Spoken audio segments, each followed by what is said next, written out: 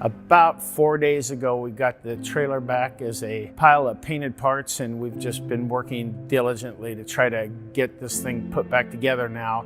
As of last night, actually, we started to see a little bit of light at the end of the tunnel.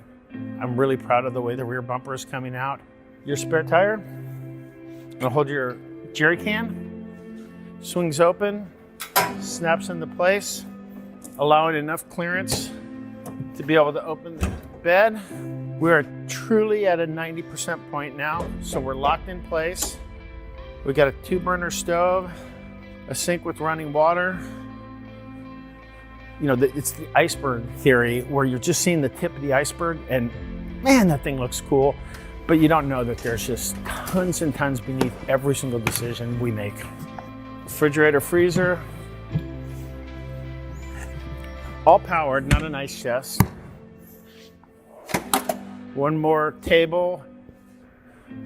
Between the powder coated frame and every panel, every piece, every slider, every mount, I would guess there's probably 150 separate pieces.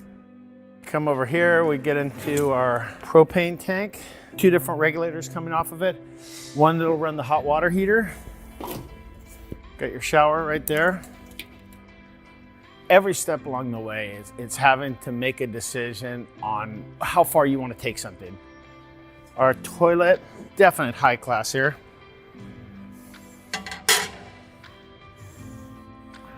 Really happy with the way the scissors lift worked. Push button remote control, up you to bring it down, flip it out, get all your bedding, you know, get everything kind of situated, and then put it at whatever height you want to put it. We took it to another level, which I think can compete with any kind of overland trailer on the market out there. And in my opinion, I think we have certain parts of this that can't be beat.